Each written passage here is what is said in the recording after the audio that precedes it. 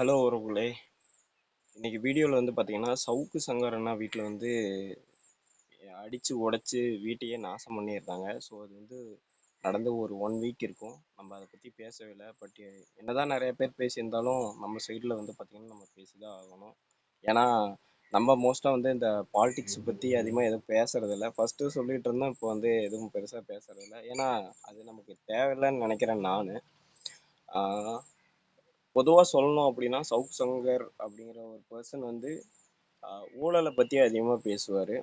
அது மட்டும் இல்லாமல் பொலிட்டிக்கல் லைனுக்குள்ளே எது நடந்தாலும் வந்து பார்த்திங்கன்னா ஃபஸ்ட்டு வந்து அவரோட ஒப்பீனியனை வந்து தெரிவிச்சுட்டு போவார். ஸோ அப்படி தெரிவிக்கல வந்து பார்த்திங்கன்னா கடைசியாக அவர் பேசுனது என்னன்னு பார்த்தீங்கன்னா, துப்புரவு பணியாளருக்கு வந்து பார்த்தீங்கன்னா வேலை வந்து நல்லா வேலை வாங்குறாங்க, அவங்கள வச்சு வந்து பார்த்தீங்கன்னா இவங்க சம்பாரிச்சுக்கிறாங்க, அதுலேயும் ஊழல் நடக்குது அப்படின்னு சொல்லிட்டு வந்து பார்த்தீங்கன்னா பேசியிருந்தாங்க. ஸோ அதை வந்து பார்த்தீங்கன்னா நிறைய பேர் வந்து தப்பாக புரிஞ்சுக்கிட்டு, அது தப்பாக புரிஞ்சுக்க முடியாது. ஆக்சுவலி அது சொல்ல போனால் யாரோ ஏவி விட்டு வீட்டை பூந்து வந்து பார்த்தீங்கன்னா நாசம் பண்ணாங்க அப்படின்னு தான் சொல்ல முடியும். ஏன்னா அவர் பேசியிருந்த லாஸ்ட் வீடியோ வந்து பார்த்தீங்கன்னா நான் பார்த்துருந்தேன். அதில் வந்து பார்த்தீங்கன்னா அவர் அவங்களுக்கு சப்போர்ட் பண்ணுற விதமாக தான் பேசியிருந்தாரு. மற்றபடி அவங்கள வந்து இழிவுபடுத்துகிற மாதிரி ஏதாச்சும் இருக்குதா அப்படின்னு பார்த்தா கண்டிப்பாக இல்லை, எனக்கு தெரிஞ்சு இல்லை. மேபி உங்களுக்கு யாராச்சும் தெரிஞ்ச மறக்காம கீழே கமெண்ட் பண்ணியிருக்கேன். அப்போதான் என்ன நடந்துச்சு அப்படின்னு சொல்லிட்டு எனக்கும் தெரியும். நானும் போய் அந்த கிளிப் கூட பார்ப்பேன்ல, ஸோ அதுக்காக தான் சொல்கிறேன்.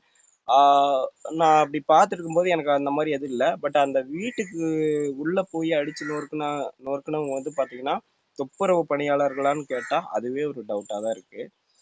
ஏன்னா வந்து பார்த்தீங்கன்னா பயங்கரமாக எப்படி சொல்கிறது, ஃபேஸ்புக்கில் லைவ் எல்லாம் போட்டு வந்து பார்த்தீங்கன்னா அட்ராசிட்டி பண்ணியிருக்காங்க. வீட்டை வந்து பார்த்தீங்கன்னா பயங்கரமாக அடித்து நொறுக்கிட்டு மலமெல்லாம் வந்து எடுத்து ஊற்றியிருக்காங்க. சாக்கடை இதெல்லாம் வந்து பார்த்தீங்கன்னா வீட்டில் எடுத்து ஊற்றியிருக்காங்க. இதுக்கு கடும் கண்டனத்தை வந்து பார்த்தீங்கன்னா அரசியல் தலைவர்கள் வந்து பார்த்தீங்கன்னா சொல்லியிருக்காங்க.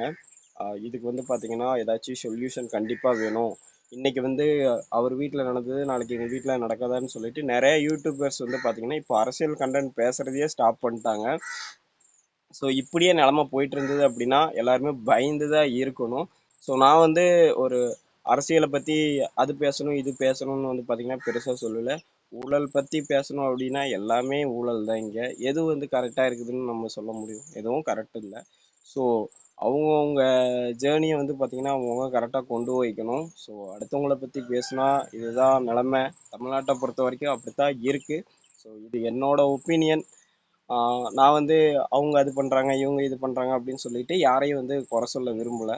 ஸோ பொதுவாகவே வந்து பார்த்திங்கன்னா நமக்கு தெரியும், நமக்கு எல்லாத்துக்கும் 6 அறிவு இருக்குது. இதுதான் நடந்துட்டுருக்கு. ஸோ அதை பேசி மட்டும் என்ன வரப்போகுது? அது அதில் மாற்றம் ஏதாச்சும் ஏற்பட போகுதா? கண்டிப்பாக கிடையாது. நம்மளே மாற்றிக்கிட்டா தான் உண்டு. ஸோ முடிஞ்ச அளவுக்கு வந்து பார்த்தீங்கன்னா அந்த மாதிரி யாராச்சும் யூடியூப்பில் வந்து பேசுகிற மாதிரி இருந்ததுன்னா அதை அவாய்ட் பண்ணிவிட்டு நிறைய கண்டென்ட் நல்ல கண்டென்ட் இருக்குது. ஸோ அதை எடுத்து பேசுங்க. சவுக்கு சங்கர் வீட்டில் வந்து நடந்தது வேறு யார் வீட்டுக்கும் நடக்கக்கூடாதுன்னு நான் நினைக்கிறேன். ஸோ இந்த வீடியோ பிடிச்சிருந்தா மறக்காமல் ஒரே ஒரு லைக் பண்ணிவிட்டு நம்மளோட சேனலை சப்ஸ்கிரைப் பண்ணிக்கோங்க. அப்போ தான் நான் போடுற வீடியோ உங்களுக்கு வந்து சேரும். Thank you all.